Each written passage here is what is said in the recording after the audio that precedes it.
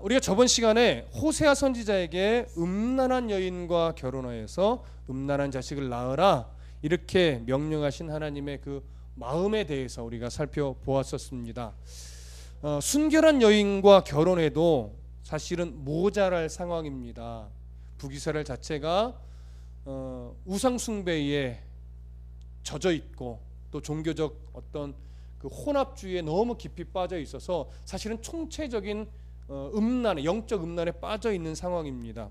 이런 시대에 하나님의 선지자라면 당연히 순전한 또 순결한 여인과 결혼하여 더 본이 되는 삶을 살아야 함에도 마땅하고, 하나님께서는 그런 선지자에게 음란한 여인과 결혼하고 음란한 자식을 낳으라고 명령하셨습니다. 이것은 우리가 저번 시간에 살펴봤듯이 이스라엘 백성들에게 호세아 선지자가 말로만 하나님의 분노 깊은 사랑을 전하는 것이 아니라 삶의 모습으로 너희들의 상태가 어떤지 영적 진단을 보여주기 위한 의도인 것입니다. 그리고 그런 음란한 여인과 결혼하라는 것은 호세아가 남편이며 음란한 여인 고멜이 아내인 것이죠. 어떠한 그 비유적으로 볼 때 지금 이스라엘은 영적 음행을 하고 있는 신부입니다. 우리 하나님은 신랑으로서 그런 신부된 이스라엘을 어떻게 해요? 버리지 않고 끝까지 사랑하는 남편으로 있겠다라고 하는 그런 의지를 사실은 보여주는 겁니다.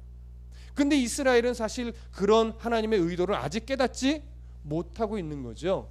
그럼에도 불구하고 하나님은 호세 선지자에게 말로 선포하게 했고, 음란한 여인과 결혼하여 음란한 자식을 낳음으로 삶으로 그러한 메시지를 증거하는 것입니다. 그런 의도로 지금 오늘 호세아서는 기록되어 있는 것이죠. 이러한 하나님의 의도 섞인 명령에 호세아는 거절하지 않고 그대로 순종합니다. 그래서 결국 음란한 여인 고멜과 결혼을 하게 되고 그와의 사이에서 이제 첫 번째 자녀를 낳게 되는데, 오늘 본문이 바로 그 첫 번째 자녀를 낳는 그런 장면입니다. 오늘 이 장면 속에서 하나님 무슨 말씀을 주시는지 우리가 함께 살펴보려고 합니다. 3절과 4절을 함께 읽겠습니다. 시작. 이에 그가 가서 디블라임의 딸 고멜을 맞이하였더니 고멜이 임신하여 아들을 낳음에 여호와께서 호세아에게 이르시되 그의 이름을 이스르엘이라 하라. 조금 후에 내가 이스라엘의 피를 예후의 집에 갚으며 이스라엘 족속의 나라를 패할 것임이니라. 자, 3절은 정확하게 말합니다. 디블라임의 딸 고멜, 역사적으로 정확한 인물이라는 겁니다. 디블라임의 딸인 고멜을 맞이했어요. 결혼했다라고 하는 것이죠. 그리고 그와의 사이에서 히브리 성경으로 보면 로라고 하는 관사가 있어요. 그에게서, 여기서 그는 호세아입니다. 그에게서 누구를 낳아요? 임신하여 아들을 낳습니다. 그래서 그 이름을 여호와 하나님께서 직접 주셨는데 호세아에게 이르시되 그의 이름을 누구라 하라? 이스르엘이라 하라. 이렇게 명령하셨습니다. 이런 이름을 주신 것은 분명히 의도가 있는 이름입니다. 왜냐하면 그 뒤에 뭐라고 말하냐면 조금 후에, 이 조금 후가 얼마의 기간인지는 정확하게 알 수 없으나 조금 후에 내가 이스라엘의 피를 예후의 집에 갚으며 이렇게 말하는 겁니다. 그래서 지금 이 이스라엘이라는 이름은 뭔가 하나님이 메시지를 주기 위한 의도로 주신 이름입니다. 오늘은 그 부분을 살펴볼 건데, 먼저 이스라엘이라고 하는 이름의 어떤 본래적 의미를 좀 먼저 찾아보겠습니다. 이스라엘은요 사실 지명 이름입니다. 지명 이름인데 에브라임 산지 북쪽과 갈릴리 산지 남쪽 사이에 펼쳐지는 비옥한 평야지대예요. 굳이 지도를 떠올리진 않으셔도 됩니다. 나중에 한번 살펴보셔서 이 위치구나 라고 하는 것을 좀 아시면 좋겠지만, 우리가 중요한 것은 뭐냐면 어디에 있느냐 이것보다는 이 지역은 북이스라엘 전체 지역 중에서 가장 비옥한 평야지대라고 하는 겁니다. 그래서 어떤 별명이 붙어 있냐면 북왕국 이스라엘의 곡식과 과일 창고다라고 불릴 만큼 비옥한 평야지대였어요. 이런 이스라엘, 이 지명이 그러한 역할을 했던 것처럼 이름도 또한 어떤 의미냐면 이름 자체의 뜻이 있는데 하나님께서 열매가 많이 열리게 해주시기를, 이런 의미도 있고, 좀 다른 번역으로는 하나님이 파종하신다 이런 의미도 있습니다. 하나님이 파종하신다면 거기에 열매가 풍성할까요? 안 풍성할까요? 예. 하나님이 파종하시는데 풍성한 열매가 안 맺혀질 리가 없습니다. 그만큼 이스라엘이라고 하는 이름 자체는요, 정말로 풍요로움을 상징하는 그런 이름이며 그런 지역입니다. 굉장히 긍정적인 이름이죠. 근데 하나님은 이 이름을, 이런 지역과 이런 이름을 긍정적으로 사용하지 않고 매우 부정적으로 오늘 본문에서 사용하고 있습니다. 그래서 그 부정적인 이유는 오늘 본문 좀 전에 말씀드렸지만 내가 이스라엘의 피를 예후의 집에 갚으며 라고 하는 말씀에서 우리가 엿볼 수 있는 겁니다. 자, 그러면 조금 후에 내가 이스라엘의 피를 예후의 집에 갚는다라고 하는 이 의미를 우리가 좀 이해하면 좋을 텐데, 이 의미를, 이 말씀의 의미를 바르게 알기 위해서 먼저 우리가 알아야 될 내용이 있는데, 그건 뭐냐면 이스라엘이라고 하는 이 지역에서 어떤 일이 일어났었는가, 과거에.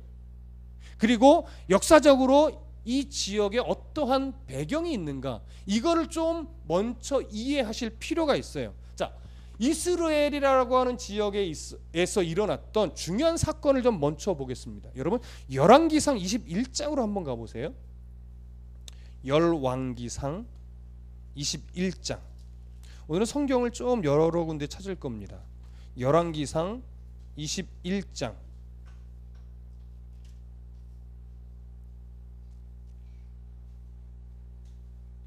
자, 21장 1절부터 3절을 먼저 읽어보겠습니다.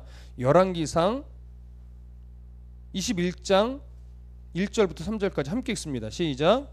그 후에 이 일이 있으니라.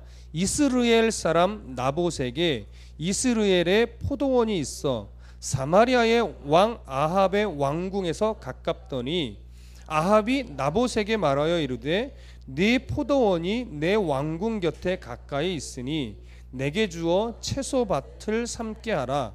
내가 그 대신에 그보다 더 아름다운 포도원을 내게 줄 것이요 만일 네가 좋게 여기면 그 값을 돈으로 내게 주리라. 나봇이 아합에게 말하되 네 조상의 유산을 왕에게 주기를 여호와께서 금하실지로다 하니. 자, 이제 저를 보십시오. 자, 나봇이라고 하는 사람의 포도원과 아합 왕의 궁이 가깝다고 그래요? 멀다고 그래요? 가까워요. 그런데 나봇의 포도원이 어디에 있어요? 이스라엘이라고 하는 지역에 있어요. 그럼 당연히 아합 왕의 궁도 이스라엘에 있겠지요. 근데 이 나봇의 포도원이 너무 좋은 거예요. 풍요롭고. 그랬더니 아합 왕이 그게 탐났어요. 그래서 내가 돈을 많이 줄 테니 그 포도를 나한테 줘라. 그랬더니 이 나봇이 하는 말이 그럴 수 없습니다. 왜냐하면 하나님이 우리에게 주신 기업은 누구에게 팔 수 없다라고 명하셨기 때문입니다. 이것은 율법에도 명시되어 있고 하나님이 말씀하셨던 내용이에요. 그러니까 나합이 말이 옳은 거예요, 틀린 거예요? 옳은 겁니다. 예. 아, 왕이 달라고 그러면 좀 비싸게 받아먹고 팔면 되지 뭐, 이럴 수 있겠지만 당시 땅은 사사로운 사람의 생각으로 사고 팔고 할 수 있는 땅이 아니었기 때문에 지금 이 말은 아합이 하나님의 말씀을 생각하지 않고 자기 욕심으로 살려고 했던 잘못된 겁니다. 그래서 나봇이 팔려고 하지 않으니까 어떤 일이 벌어졌느냐, 21장 11절부터 16절까지를 한번 읽어보겠습니다. 열왕기상 21장 11절부터 16절 시작. 그의 성읍 사람 곧 그의 성읍에 사는 장로와 귀족들이 이세벨의 지시 곧 그가 자기들에게 보낸 편지에 쓴 대로 하여 금식을 선포하고 나봇을 백성 가운데 높이 앉힘에 때에 불량자 두 사람이 들어와 그의 앞에 앉고 백성 앞에서 나봇에게 대하여 증언을 하여 이르기를 나봇이 하나님과 왕을 저주하였다 하매 무리가 그를 성읍 밖으로 끌고 나가서 돌로 쳐 죽이고 이세벨에게 통보하기를 나봇이 돌에 맞아 죽었나이다 하니 이세벨이 나봇이 돌에 맞아 죽었다 함을 듣고 이세벨이 아합에게 이르되 일어나 그 이스라엘 사람 나봇이 돈으로 바꾸어 주기를 싫어하던 나봇의 포도원을 차지하소서 나봇이 살아있지 아니하고 죽었나이다. 아합은 나봇이 죽었다함을 듣고 곧 일어나 이스라엘 사람 나봇의 포도원을 차지하러 그리로 내려갔더라. 자, 저를 보십시오. 자, 무슨 상황인지 아시겠습니까? 나봇은요, 그 땅을 차지하지 못하는 바람에 시름시름 앓았어요. 참 욕심이 얼마나 컸었는지 알 수 있겠죠. 그랬더니 이세벨이라고 하는 아내가 누명을 씌워서 나봇을 죽여버린 거예요. 그러면서 그 땅을 왕에게 준 거죠. 이렇게 이 이스라엘은요, 이런 억울한 피가 흘려진 곳입니다. 아합은 북이스라엘의 왕이었지만 이세벨이라고는 이방의 여인을 아내로 맞이하면서 바알을 숭배하게 만들었던 참 악한 왕이었어요. 이세벨은 그러한 바알 우상을 끌고 들어왔던 또 악한 여인이었습니다. 그러면서 북이스라엘 땅을 전체를 바알을 숭배하게 만들고 바알의 제사장을 들어서 바알의 신앙 교육을 시키고 이랬던 아주 악한 왕이에요. 그래서 아합 또 이세벨 하면 바알 숭배로서의 대표적인 이름이 되어버릴 정도였습니다. 이렇게 악한 일을 벌였고요. 이런 아합 왕은요, 결국 예후라는 인물을 통해서 그의 후손이 다 죽게 되는데, 어디를 한번 보시냐면 열왕기하로 넘어가 보겠습니다. 열왕기하 9장. 이렇게 북이스라엘을 바알을 숭배하게 만들었던 아합 왕, 그리고 그의 후손에 대한 이야기가 나오는데요. 열왕기하 9장으로 가보시면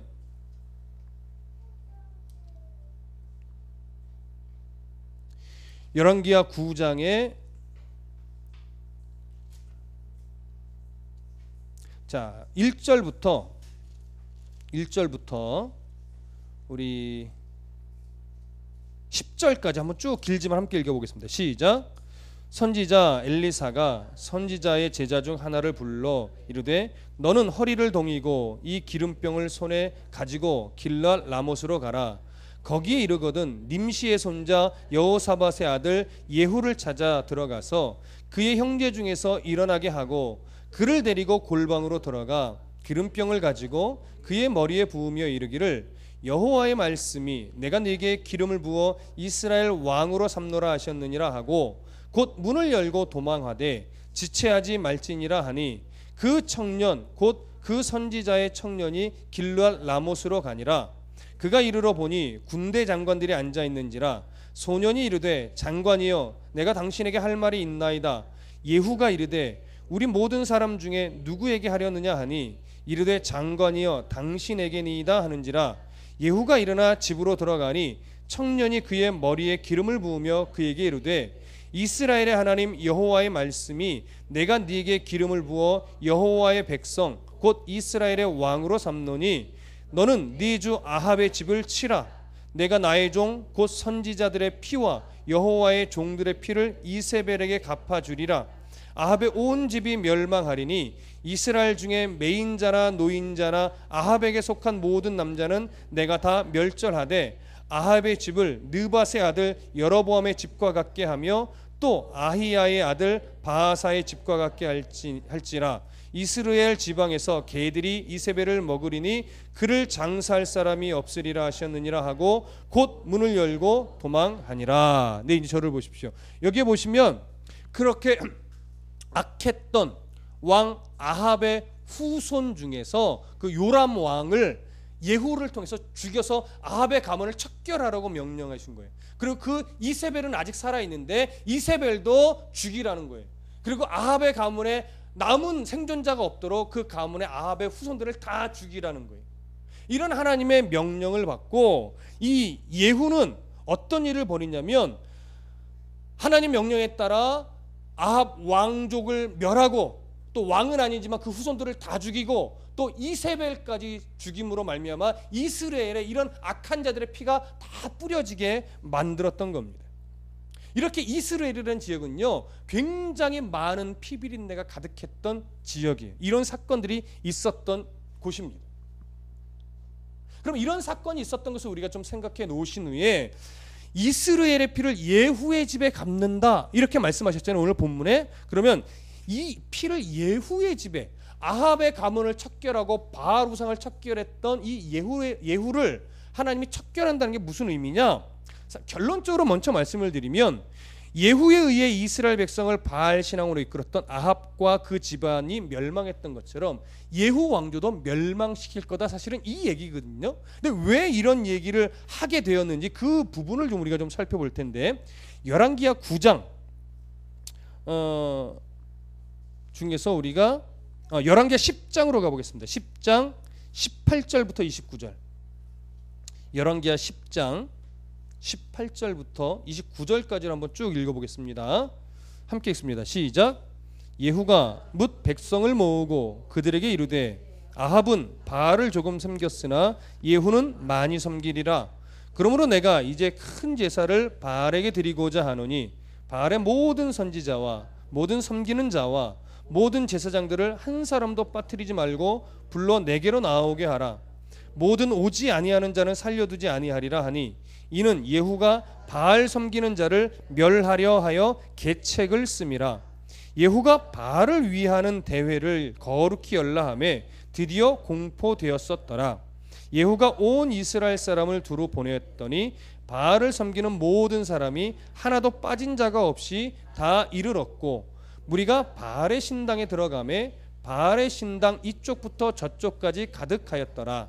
예후가 예복 맡은 자에게 이르되 예복을 내다가 바알을 섬기는 모든 자에게 주라 하매 그들에게로 예복을 가져온지라.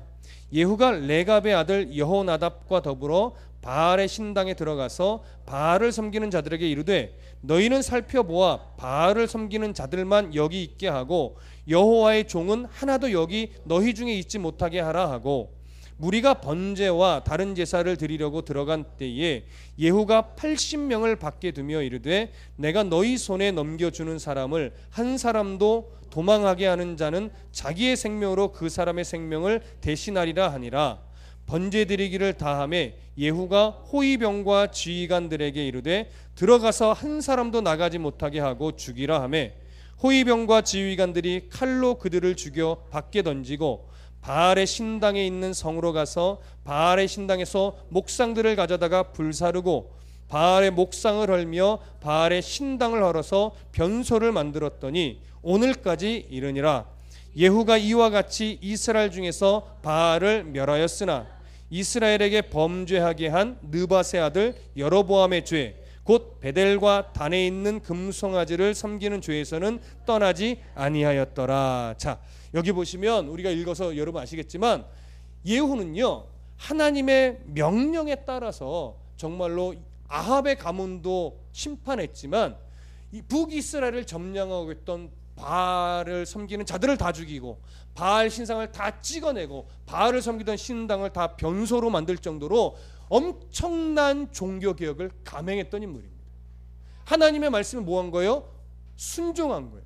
참으로 멋진 일입니다. 참으로 잘한 일입니다. 근데 문제는 우리가 29절에서 깜짝 놀랬듯이 29절에 이렇게 되어 있죠. 이스라엘에게 범죄한 느밧의 아들 여로보암의 죄 곧 베델과 단에 있는 금송아지를 섬기는 죄에서는 떠나지 아니하였더라. 이게 참 마음을 안타깝게 만드는 거예요. 이것마저 떠나고 하나님을 바르게 섬겼더라면 하나님이 얼마나 기뻐하셨을까요? 근데 그러지 못했어요. 이게 참 안타까움인데 하나님은요 그럼에도 불구하고 예후에게 내가 내 말에 잘 순종하였으니 너의 왕위를 너의 후손 4대까지는 왕위를 내가 지켜주겠다 이런 약속을 해요.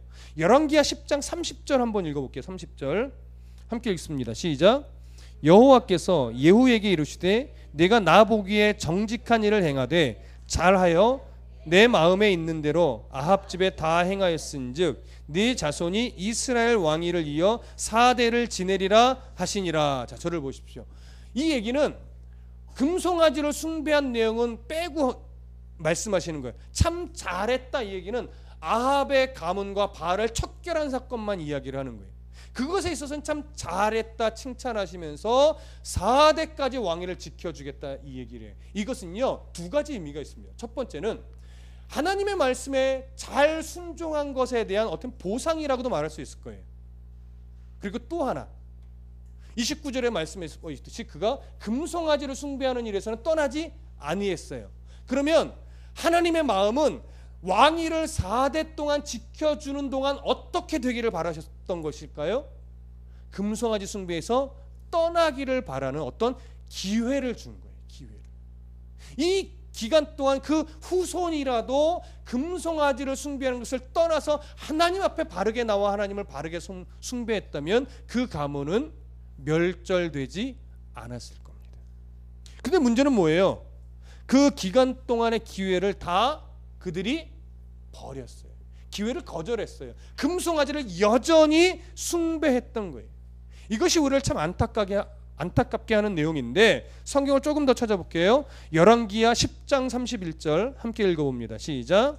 그러나 예후가 전심으로 이스라엘 하나님 여호와의 율법을 지켜 행하지 아니하며 여로보암이 이스라엘에게 범하게 한 그 죄에서 떠나지 아니하였더라. 첫 번째 안타까움이고요.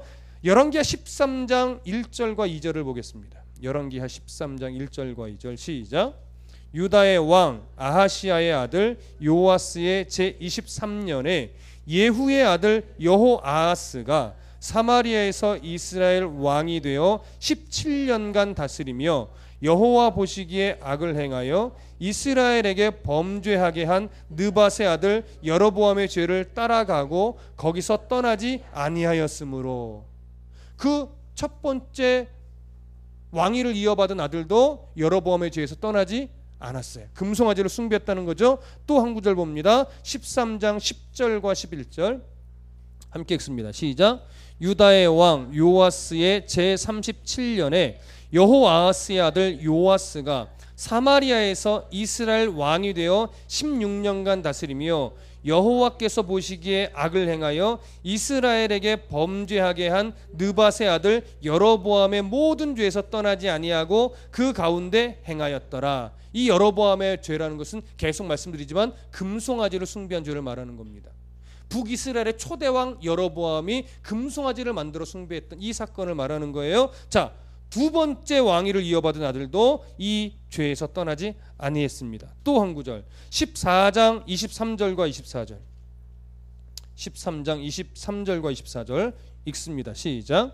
유다의 왕 요아스의 아들 아마샤 제15년에 이스라엘의 왕 요아스의 아들 여로보암이 사마리아에서 왕이 되어 41년간 다스렸으며 여호와 보시기에 악을 행하여 이스라엘에게 범죄하게 한 느밧의 아들 여로보암의 모든 죄에서 떠나지 아니하였더라. 자, 세 번째 왕이 누구예요?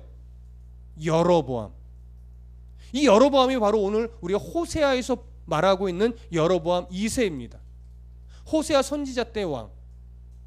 이 왕도 여전히 금송아지를 떠나지 않았고, 더군다나 우리가 서론에서도 말씀드렸지만 금송아지뿐만이 아니라 이 여로보암 왕 때는 종교적 혼합주의에 많이 빠져 있었다라고 말씀드렸어요. 백성들이. 그렇죠?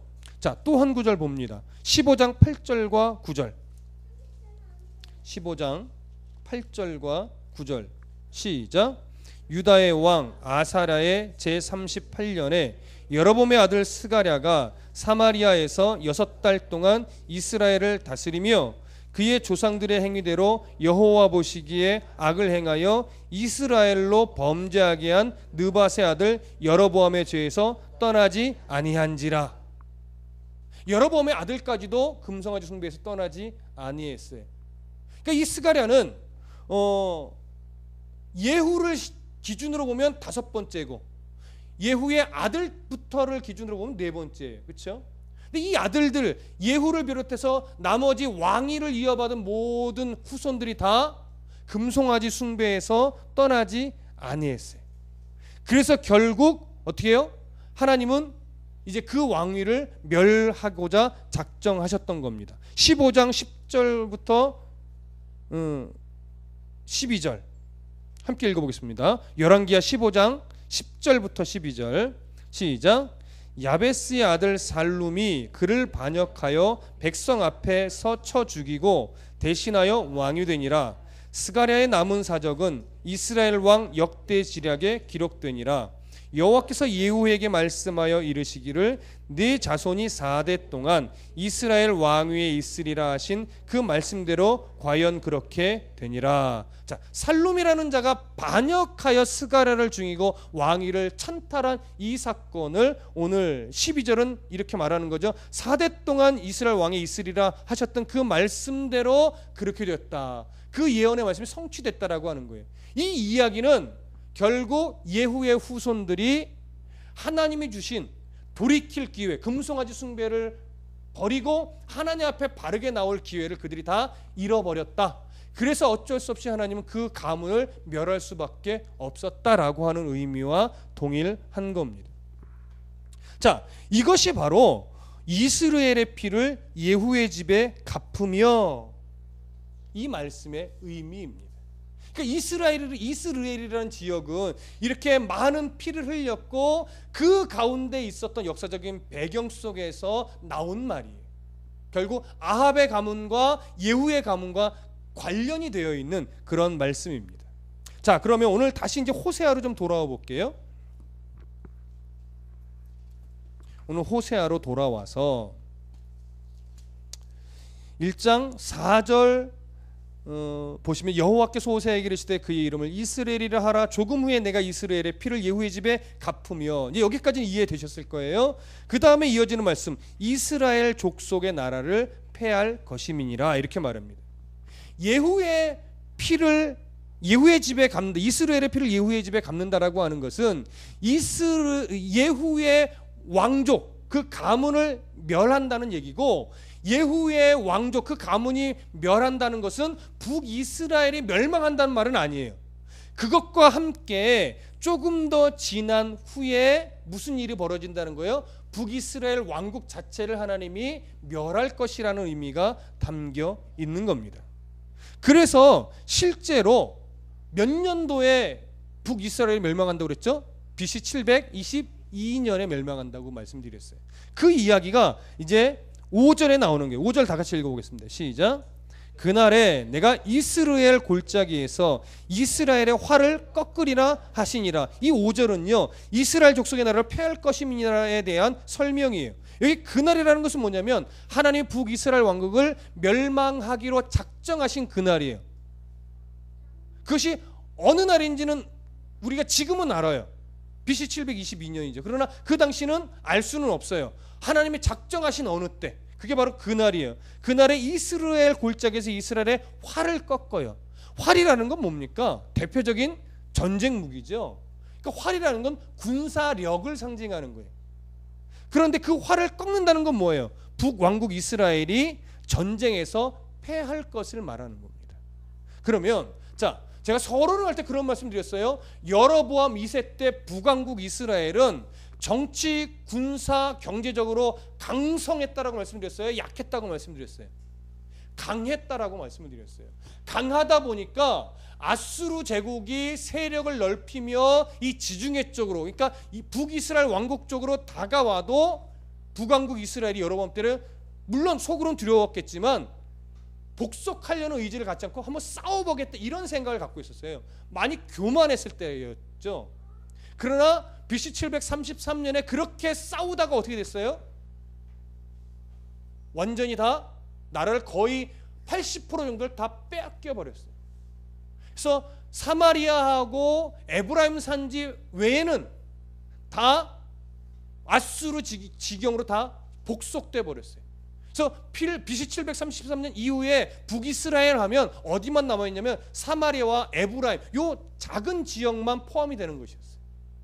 얼마나 약해졌어요? 그렇게 한 11년 정도가 지나서 BC 722년에 아예 사마리아가 아수르에 점령당하면서 멸망했던 것입니다. 이런 멸망의 일이 북왕국 이스라엘 자체가 멸망하게 된 이 일이 오늘 이스라엘의 피를 예후의 집에 갚는다는 배경 속에서 우리가 볼 때에 첫 원인이 뭐였을 것 같으십니까? 북이스라엘이 멸망하게 된 첫 원인, 북왕국 이스라엘의 초대왕 누구요? 여로보암. 이때 여로보암 2세와는 다른 인물이죠. 여로보암이 말하자면 다윗 왕조를 배신하고 나는 따로 나라를 세우겠소 하면서 이스라엘의 10지파를 데리고 북왕국 이스라엘을 건설했어요. 건설하고 나서 보니까 우리가 하나님 앞에 제사를 드려야 되는데 어떡하지? 왜냐하면 당시에는 예루살렘으로 가서 제사를 드렸거든요. 근데 예루살렘은 어느 지경에 있냐면 남유다 지경에 있는 거예요. 그러니까 여로보암이 생각했어요. 우리 북이스라엘에, 내가 지금 왕으로 세운 이 북이스라엘의 백성들이 남유다 지경에 있는 예루살렘에 가서 제사를 드리다 보면 그들의 마음이 다윗 왕족의, 르호보암 왕에게 마음을 뺏기면 어떡하지? 그러면 다시 이들이 나를 죽이고 남유다와 다시 하나가 돼서 르호보암을 왕으로 세우자고 그러지 않을까? 이게 걱정된 거예요. 그래서 베델과 단에 말하자면 제단을 설치했어요. 거기에 뭘 세웠냐면 금송아지를 만들었어요. 그다음 북왕국 이스라엘 백성들에게 뭐라고 선포하냐면 이제는 예루살렘으로 가지 않아도 된다. 여기 베델과 단에 세운 금송아지가 너희들을 애굽에서 출애굽시킨 하나님이다, 이렇게 선포해버린 거예요. 어느 때와 똑같아요? 모세 시대 광야에서 아론이 금송아지를 만든 후에 이 금송아지가 너희를 애굽에서 출애굽시킨 바로 하나님이다, 이렇게 말했던 것과 똑같아요. 북왕국 이스라엘은 하나님을 안 섬긴 게 아니에요.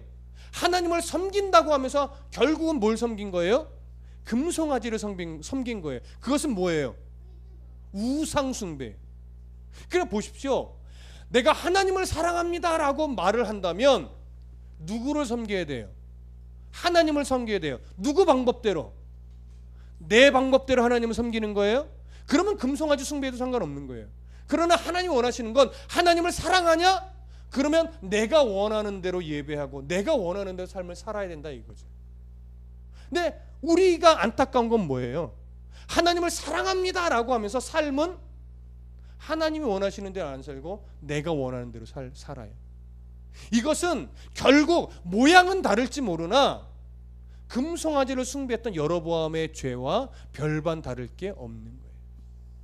사사시대에 가장 중심된 그 단어가 뭡니까? 문장 구절이 그때의 왕이 없으므로 자기의 소견에 오른 대로 행하였더라. 무슨 말이에요? 하나님을 믿는다면서도 자기의 소견에 오른 대로 삶을 살아갔다라고 하는 거예요. 자기 소견에 오른 대로 하나님을 섬긴다라고 했던 거예요. 하나님을 왕으로 섬기지 않아요. 오늘날 우리들의 모습이 바로 이 부분에 있어서 늘 조심해야 됩니다. 우리 중에 하나님 사랑하지 않는 사람 없습니다. 우리 중에 하나님 앞에 예배 나오는 것을 싫어하는 사람 없습니다. 근데 얼마나 하나님이 원하시는 방법대로 예배하고 하나님이 원하시는 방법대로 삶을 살아가는 일에 최선을 다하는지를 한번 돌아본다면 어쩌면 나도 여로보암의 죄에서 돌이킨 자인지 아니면 돌이키지 않은 자인지 우리는 생각하게 됩니다. 바로 그 하나, 여로보암의 죄에서 돌이키지 않았던 왕국이 바로 북왕조예요. 북왕국은 그 왕 첫 번째 여로보암 왕부터 멸망할 때까지의 그 왕 모두가 다 금송아지를 숭배했습니다. 아합 왕조는 바알을 더 섬겼습니다. 이것이 문제인 것입니다. 여러분, 오늘 우리들의 인생을 바로 이렇게 정리하십시오. 신앙은 내 생각대로 하는 것이 아니라 하나님의 뜻대로 하는 것이다 라고 하는 거예요. 우리가 오늘 버려야 하는 것은 뭐냐면 신앙의 삶을 자꾸 내 방법, 내 경험, 내 이성, 합리적인 이성을 가지고 신앙의 삶을 살아가려고 하는 이 자세를 우리는 버려야 됩니다. 그래서 오늘 또 우리가 결심할 것은 뭐냐면 나의 모든 경험과 나의 생각과 나의 판단을 말씀 앞에 내려놓고 말씀이 가르치는 대로, 말씀이 보여주는 대로, 말씀이 깨닫게 하시는 대로 나의 신앙의 삶을 순종하며 살아가겠노라 하는 이 자세를, 이 결심을, 이 결단을 오늘 우리가 해야 되는 겁니다.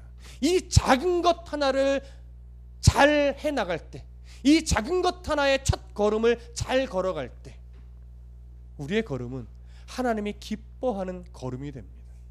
하나님 기뻐하는 삶이 됩니다. 그래야 하나님이 기뻐하는 가정이 됩니다. 그래야 하나님이 기뻐하는 교회가 됩니다.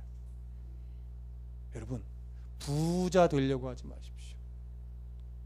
여러분, 큰 교회 되기를 소망하지 마십시다. 하나님이 부자 되게 해주셔야 되는 거예요. 하나님이 큰 교회를 만들어 주셔야 되는 거예요. 그것이 나의 생각이고 나의 계획이면 안 되는 거예요. 교회의 비전이 몇 명 모이는 게 돼버리면 이미 변질한 겁니다. 성도의 인생의 목적이 이미 부자 되는 것이면 이미 신앙인의 자세가 아닌 거예요. 그러나 하나님의 방법대로 최선을 다한다면 하나님은 정말로 내가 원했던 것보다 더 풍성한 것으로 채워주실 겁니다. 그것은 기본적으로 영적인 게 우선이에요. 사랑하는 자의 내 영혼이 잘됨 같이 그 다음에 뭐가 잘 되는 거예요? 그 다음에 범사가 잘 되는 거예요. 여러분, 영혼이 잘 되면 그 마음에요, 부자 되고 싶은 욕심이 사라져요. 무슨 말씀인지 아세요? 내 영이 말씀 안에 풍요로우면요, 더 이상 세상적으로 잘 나가는 게 별로 가치가 없어져요. 그런데 내 영이 아직 건강하게 서 있지 않으면 자꾸 크고 많이 가지고 높여지고 인기 얻는 것에 더 마음이 가게 돼 있어요. 그래서 성경은 정확하게 영이 먼저 잘 돼야 범사가 잘 된다는 것이 무엇인지를 알게 된다라고 하는 거예요.